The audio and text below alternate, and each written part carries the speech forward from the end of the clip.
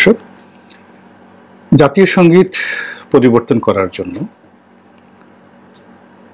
গোলাম আজম পুত্র জনাব আজমি তিনি যে দাবি তুলেছেন এবং একই সঙ্গে বাংলাদেশের যে মহান মুক্তিযুদ্ধে ৩০ লক্ষ শহীদ, এই ৩০ লক্ষ শহীদের বিষয়ে তিনি স্পষ্টতই বলেছেন যে এটি ৩০ লক্ষ নয়, সর্বোচ্চ ৩ লাখ হতে পারে। তো এই দুটো বিষয় নিয়েই বিতর্ক হচ্ছে। তার মধ্যে সবচেয়ে বেশি বিতর্ক হচ্ছে জাতীয় সঙ্গীত নিয়ে। এই জাতীয় সঙ্গীত নিয়ে জনাব আজমি, ব্রিগেডিয়ার আমান আবদুল্লাহিল আজমি, যিনি আয়নাগরে বন্দী ছিলেন, তিনি বের হয়ে যে সংবাদ সম্মেলন করেছেন, এটি মূলত জামাতের যারা তৃণমূল নেতাকর্মী তাদের মধ্যে দারুণ সাড়া পড়েছে।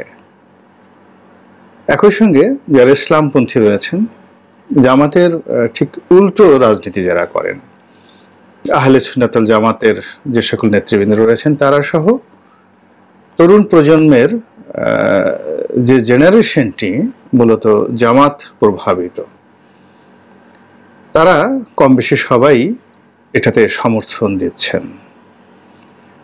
আর এই বিষয়টি নিয়ে যেহেতু এখন আওয়ামী লীগ এই জাতীয় সঙ্গীতটির যে পেছনে যে ইতিহাস, সেই ইতিহাসের সঙ্গে আওয়ামী লীগের একটা অবিচ্ছেদ্য অংশ, মানে যাকে বলে অংশগ্রহণ রয়েছে।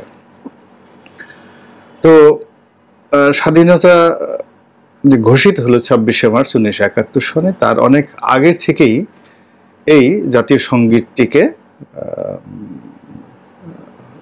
সিলেক্ট করা হয়েছিল।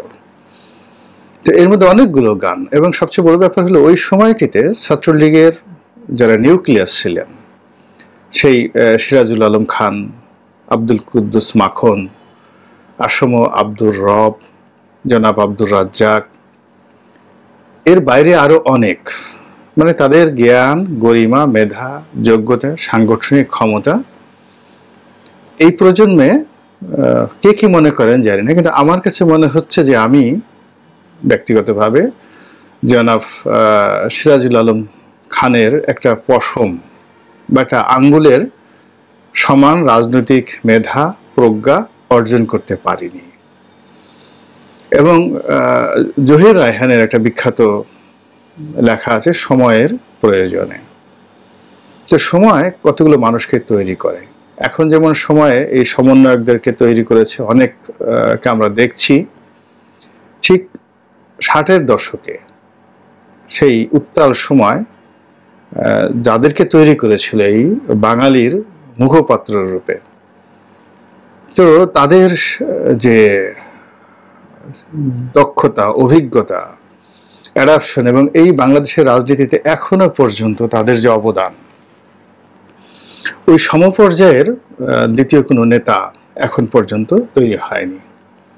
বোঝার চেষ্টা করুন, প্রবল সামরিক শাসন চলছে, মানে এই আমাদের হাউন আঙ্কেলের সামরিক শাসন নয়, বিপ্লবের সামরিক শাসন নয়, টিক্কা খানের সামরিক শাসন চলছে, ইয়াহিয়া খানের সামরিক শাসন চলছে।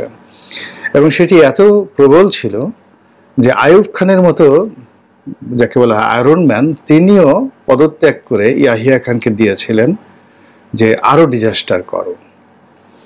সেই সামরিক শাসনের সময়টিতে ঢাকা বিশ্ববিদ্যালয়ে স্বাধীন বাংলাদেশের পতাকা তৈরি করা হয়েছিল এবং উত্তোলন করা হয়েছিল। কল্পনা করা যায়? আমরা এই এখন সমন্বয়কদের ভয়ে, ডক্টর ইউনূসের ভয়ে, মানে সকাল একবার চিত হয়ে পড়ছি, বিকেল একবার কাঁপছি। যে টেলিভিশনগুলো, যে মিডিয়াগুলো এই কয়দিন আগে, ৫ থেকে একদিন আগ পর্যন্ত শেখ হাসিনার ভয়ে কম্পমান, তাদের কাঁপাকাঁপির পরিমাণ এই বর্তমান জমানাতে এসে আরো দ্বিগুণ হয়ে গেছে। তো এই কাঁপাকাঁপির যে বাঙালির সংস্কৃতি, সেই সংস্কৃতি কি ৭১ সনে ছিল না? তার মধ্যে টিক্কা খানের বন্দুকের বিরুদ্ধে স্বাধীন বাংলাদেশের পতাকা, যাকে বলা হয়, সেই রচনা করে সেই পতাকা উত্তোলন করা হয়েছিল। এবং সেই পতাকার যারা নায়ক, মহানায়ক, তারা এখনো অনেকেই জীবিত আছেন। তো তারা ইনক্লুডিং ফেরদৌস আহমেদ কুরেশির মতো জিনিয়াস, সুপার জিনিয়াস এ যুগের যারা আছেন তারা কল্পনা করতে পারবেন না যে তাদের লেখাপড়ার মান কোন পর্যায়ে ছিল। তো যাই হোক, এখন এই তারা সিদ্ধান্ত নিলেন রবীন্দ্রনাথের এই গানটি, আমার সোনার বাংলা আমি তোমায় ভালোবাসি। যারা বলছেন যে এই গানটির সঙ্গে বাঙালির কৃষ্টি এবং কালচারের কোনো মিল নেই, এটি চুরি করা, গগনহর করার একটি গানের যাকে বলা হয় নকল, আরো অনেক কিছু। তো এই বিষয়টা নিয়ে আমি বিতর্ক না করে শুধুমাত্র যে জিনিসটি বলতে চাই সেটি হলো যে একটি জাতির ইতিহাস এবং ঐতিহ্য, এটির সঙ্গে যা কিছু মিলে যায় তাকে নিয়ে প্রশ্ন করতে হয় না। আমাদের ভাটিয়ালি গান, আমাদের ভাওয়াইয়া গান, আমাদের মোহনবাসীর সুর, মানে এগুলো আমাদের ইতিহাস এবং ঐতিহ্য। আপনি যদি আমাদের সেই বাবু সেলাম বারে বার, সেই আব্দুল আলিম এবং নিনা হামিদের সেই বিখ্যাত গান আমার নামটি গয়া বাইদ্যা বাবু, বাড়ি পদ্মার পাড়, এখন আপনি যদি এই গানটিকে বাদ দিতে চান এটা হবে না।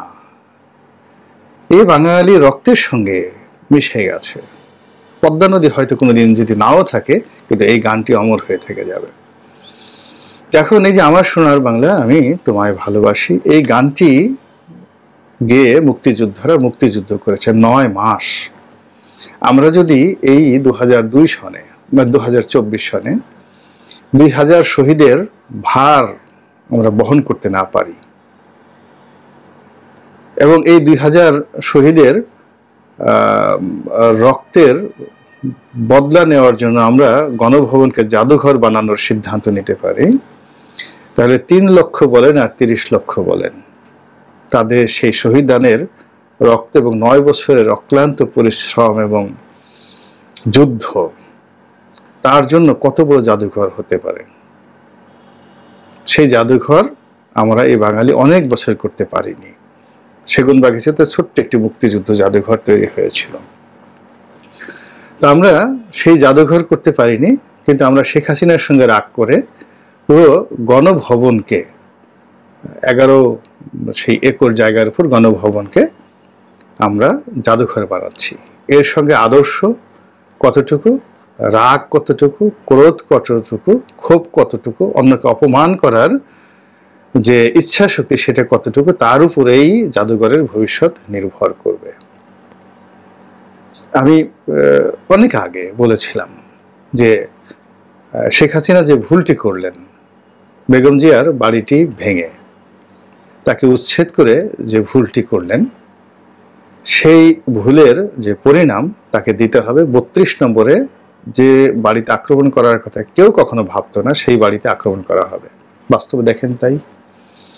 আবার বলেছিলাম যে এই যে শেখ হাসিনা এই কর্মগুলো করেছেন, সেই কর্মগুলোর পেছনে বিএনপির যে ক্রোধ ছিল, অর্থাৎ সেই সময়টিতে, অর্থাৎ বিএনপি ক্ষমতায় এসে 2001 সনে যে কর্মকাণ্ডগুলো করেছেন, যেমন শেখ রেহানার নামে একটি বাড়ি নেওয়া হয়েছিল, সেই বাড়িটি বাদ দিয়ে সেখানে থানা, ধানমন্ডিতে থানা তৈরি করা হয়েছিল। এখন এই জিনিসগুলো ক্রোধ তৈরি করে, প্রচন্ড ক্রোধ তৈরি করে। এখন যদি বেগম খালেদা জিয়া এবং তার পরিবার রাষ্ট্রের পক্ষ থেকে গুলশানে একটা বাড়ি পেতে পারেন, তাহলে বঙ্গবন্ধুর কন্যা তার নামে যদি একটা বাড়ি দেওয়া হয় এবং সেই বাড়িটি যদি বরাদ্দ আপনি বাতিল করতে চান, সেটারও একটা প্রক্রিয়া আছে। কিন্তু রাতারাতি সেটা করে যখন সেখানে একটি থানা স্থাপন করা হলো, তার প্রতিক্রিয়া দেখা গেল যে যখনই ক্ষমতা এলো খুব ভয়ঙ্কর আকার ধারণ করলো। আবার শেখ হাসিনা যে কর্মগুলো করেছেন, সেই কর্মের যে প্রতিক্রিয়া, সেই প্রতিক্রিয়া এখন এই জমানাতে এসে কয়েক গুণ, অর্থাৎ আওয়ামী লীগ বিএনপির উপর যে নির্যাতন করেছে তার 100 গুণ এখন দেখা দিচ্ছে। এবং তদ্রূপ এখন যারা বাড়াবাড়ি করছেন তাদের জন্য এর সাথে 100 গুণ পরিণত অপেক্ষা করছে, কোনো সন্দেহ নেই। এটাই প্রকৃতির নিয়ম, যা বলছিলাম। তো এই জাতীয় সঙ্গীত আসলে এটা যে কবে আবিষ্কৃত হয়েছে, কিভাবে হয়েছে আমি এটা বলতে পারবো না। আধুনিক রাষ্ট্র ব্যবস্থায় এর অভ্যুত্থান কবে হলো? হাজার বছরের রাজনীতিতে একটা সময় মুঘলদের কি কোনো জাতীয় সঙ্গীত ছিল? উমাইয়াদের কোনো জাতীয় সঙ্গীত ছিল? বা ধরুন খ্রিস্টান রোমান সাম্রাজ্যের 800 বছর তারা পৃথিবী শাসন করেছে, তাদের কি কোনো জাতীয় সঙ্গীত ছিল? কিংবা অটোম্যানদের কোনো জাতীয় সঙ্গীত ছিল? আমি জানি না। কিন্তু এই যে আমাদের জাতীয় সঙ্গীত, এটা একেবারে সাম্প্রতিক, কিংবা যাকে বলা হয়, আমার কাছে মনে হচ্ছে না যে খুব বেশি দিনের এটি পুরনো, কিন্তু বাস্তবতা হলো যে এটি এখন রাষ্ট্রীয় একটা কালচারে পরিণত হয়েছে। খুব বেশি পুরনো না হলেও রাষ্ট্রীয় কালচারে পরিণত হয়েছে এবং ঐতিহ্যে পরিণত হয়েছে। কাজেই সেই ঐতিহ্য নিয়ে বিক্ষোভ করা, আমার কাছে মনে হচ্ছে যে যারা ঐতিহ্য সম্পর্কে জানেন না, আপনি দেখুন ইংল্যান্ডে এখনো এত আধুনিক যুগেও রাজার যে অভিষেক সেটা ঘোড়ার গাড়িতে করে হয়। ঘোড়া চড়ে সেখানে লোকজন পাহারা দেয়। আজ থেকে 600 বছর 700 বছর আগে সেই রয়্যাল যে আর্মি, ইংল্যান্ডের রয়্যাল আর্মি, তাদের যে পোশাক ছিল ওই একই পোশাকে তারা এখন রানীকে প্রোটোকল দেয় বাকিংহাম প্যালেসের সামনে, রাজাকে প্রোটোকল দেয়। এটা হলো ঐতিহ্য। ঐতিহ্য সবাই পালন করে। তা আমাদেরও কতগুলো ঐতিহ্য রয়েছে, ঐতিহ্য থাকা দরকার। এবং মুক্তিযুদ্ধের সঙ্গে সঙ্গে অনেকগুলো গান, অনেকগুলো কবিতা, অনেকগুলো স্লোগান, এগুলো আমাদের ইতিহাসের অংশ হয়ে গেছে। আওয়ামী লীগের দুর্ভাগ্য যে আওয়ামী লীগ এগুলোকে নিজেদের সম্পত্তি, জয় বাংলা, তারপরে জাতীয় সঙ্গীত, বঙ্গবন্ধু, এগুলোকে নিজেদের সম্পত্তি বানাতে গিয়ে এখন এগুলোর উপরে অনেকের ক্রোধ এবং ক্ষোভ আসছে। যেটা বলছিলাম সেটা হলো রবীন্দ্রনাথকে নিয়ে বিতর্ক ছিল পাকিস্তান জমানাতে, এবং এটা যতটা না সাহিত্যের গুণগত বিচার, তার চেয়ে ছিল রাজনৈতিক এবং ভৌগোলিক। সেই কারণে পাকিস্তান জমানাতে সরকার সর্বোচ্চ চেষ্টা করেছিল রবীন্দ্রসঙ্গীত বাংলাদেশে ব্যান করার জন্য। তো সেই যে পাকিস্তান সরকারের সেই যে সিদ্ধান্ত, সেই সময়টাতে অনেকগুলো বিতর্ক, অনেকগুলো যুক্তিতর্ক, সেগুলো ইথারে এখনো রয়ে গেছে। এরই ধারাবাহিকতায় যারা ইসলামপন্থী যারা লোকজন রয়েছেন, তাদের মধ্যে ওই যে নেতিবাচক যে প্রচারণাগুলো, রবীন্দ্র বিরোধী প্রচারণা, ঢাকা বিশ্ববিদ্যালয়ের বিরুদ্ধে প্রচারণা, আরো অনেক কিছু। তো এখন রবীন্দ্রনাথ যে কাজগুলো 1905 সনের প্রেক্ষাপটে একটি অবিভক্ত ভারতের চিন্তা করেছেন, তখন কেউ বিভক্ত ভারত চিন্তা করেনি, এমনকি মুসলিম লীগও করেনি 1905 সনে। পাকিস্তানের ধারণাটা তখন আসেনি। আবার তখন বাংলা দুটো ভাগ হয়ে যাবে। একটা চিন্তা করুন, এখন আমাদের এই বাংলাদেশ দুটো ভাগ হয়ে যাবে, একটা হলো বগুড়া আর একটা হলো গোপালগঞ্জ। আপনি কি এটা কল্পনা করতে পারেন এই জমানাতে? আপনি কি মানবেন? তদ্রূপ 1905 সনে যখন ব্রিটিশ সরকার এই যে বঙ্গটাকে ভঙ্গ করলো, এটি মূলত তাদের একটা কূটকৌশল ছিল।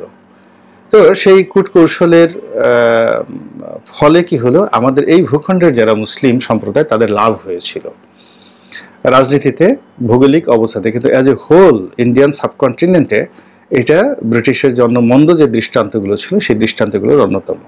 ফলে এখানে কলকাতা কেন্দ্রিক যে বুদ্ধিজীবী, রাজনীতিবিদ, তারা সবাই এটার বিরোধিতা করেছিলেন ওই সময়টিতে।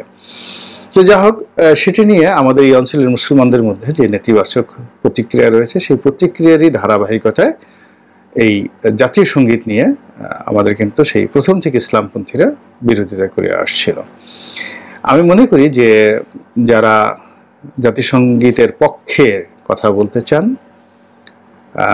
তাদেরকে এই যে ইসলামপন্থীদের যে মনের দুঃখ এবং তাদের যে বোধ, এটিকে অসম্মান না করে বরং জাতীয় সঙ্গীতটাকে তারা কেন রাখতে চান, আমার সোনার বাংলা আমি তোমায় ভালোবাসি, এটার সাহিত্যের মান কি, এটার ভৌগোলিক গুরুত্ব কতটুকু, এবং এটি আমাদের কেন দরকার, এই ঐতিহ্যটি যদি আমরা বাদ দেই এই মুহূর্তে, আগামীতে আমাদের কি কি ক্ষতি হবে, এই বিষয়গুলো নিয়ে পক্ষের লোক যারা আছেন খোলামেলা আলাপ আলোচনা করলে যারা এর বিপক্ষে রয়েছেন তাদের যে ক্রোধ এবং তাদের যে মানে যাকে বলে দৃষ্টিভঙ্গি, এটি পরিবর্তন হবে। কিন্তু তা না করে আপনি যদি দল বেঁধে আমার সোনার বাংলা আমি তোমায় ভালোবাসি গান করেন, তাতে ইসলামপন্থী যেহেতু তারা এখন সুবিধাজনক অবস্থানে রয়েছেন, তো তারা তুলনামূলকভাবে আরো বিক্ষুব্ধ হয়ে পড়বেন, এবং এতে আমাদের যে জাতীয় সংস্কৃতি, জাতীয় ইতিহাস এবং ঐতিহ্য, এগুলোর অনেক কিছু ধীরে ধীরে ধীরে ধীরে এগুলো আমাদের জীবন থেকে উঠে যাবে। অনেকে পতাকা পরিবর্তনের কথা বলছেন। তো এখন সেই পতাকা পরিবর্তনের একবার একটু চিন্তা করুন তো। আবার অনেকে ঠাট্টা করে বলছেন যে তাহলে বাংলাদেশের নামটাই পরিবর্তন করে দেওয়া হোক, কেননা বাংলাদেশ নামটি তো বঙ্গবন্ধু শেখ মুজিবুর রহমান দিয়েছেন। তো এই বিতর্কগুলো এই মুহূর্তে অপ্রয়োজনীয়, এবং এই বিতর্কগুলো আমাদের জাতিকে বিভক্ত করে ফেলবে। আপনার হয়তো অনেকে রাগ প্রশমিত হবে বা অনেকের মনে কষ্ট লাগবে। যারা রাগ দেখাবেন প্রতিপক্ষ মনে কষ্ট পাবে, এইটুকু শুধু লাভ হবে। কিন্তু এর বাইরে একটা জাতি গঠন, কিভাবে একটা জাতি গঠিত হয় এবং একটা জাতি গঠনের জন্য কি করে, আপনি দেখুন আফ্রিকার অনেক জাতি তারা এখনো তাদের জাতীয় পোশাক একটা ছোট জায়গা পরেন, এবং অনেকে উলঙ্গ হয়ে জাস্ট তাদের যে লজ্জা স্থানটি, একটি পুরুষরা সেই মহিষের শিং দ্বারা তাদের যে লজ্জা স্থানটি ঢাকেন আর পুরো শরীর উদম থাকে। এবং এই অবস্থাতে আমি দেখলাম আফ্রিকার এক রাজা, তিনি জাতিসংঘে ভাষণ দিতে এসেছেন, একেবারে সম্পূর্ণ শরীর উদম, শুধু তার যে অন্ডকোষ এবং লিঙ্গ এই দুটোকে একটা মহিষের শিংয়ের মধ্যে ঢুকিয়ে ওটাকে বেঁধে, ঠিক এই অবস্থাতে তিনি আফ্রিকার যে সংস্কৃতি এটিকে তুলে ধরার জন্য তিনি জাতিসংঘে এসেছেন। তো এটা নিয়ে পৃথিবীর নাকচু কেউ কোনো কথা বলেনি। ওটাই তাদের ঐতিহ্য, ওটাই তাদের ঐতিহ্য। দক্ষিণ আফ্রিকাতে গিয়ে দেখেন এত সভ্য দেশ এখন, কিন্তু সেখানকার যারা জুলু সম্প্রদায় বা সেখানকার যারা রাজা, তারা কিন্তু তাদের ঐতিহ্য ধারণ করে আছে। আমাদের এই যে পাহাড়ি অঞ্চলে দেখবেন অনেকগুলো রাজবংশ রয়েছে। আপনি এই রাজবংশের প্রতি তাদের যে আনুগত্য, এটি ডক্টর ইউনূস, বঙ্গবন্ধু বা অন্য কারোর প্রতি সেই আনুগত্য নাই। তারা তাদের কি রাজা মানে, এটা ঐতিহ্য। এবং এই ঐতিহ্যের জায়গাতে যারা হাত দেওয়ার চেষ্টা করেছেন, বঙ্গবন্ধুর মতো মানুষ হাত দেওয়ার চেষ্টা করেছেন, সেখানে যুদ্ধ বেঁধে গিয়েছে। এই বিষয়গুলো, ঐতিহ্য এবং ইতিহাস সম্পর্কে যদি মানুষের ধারণা না থাকে, তাহলে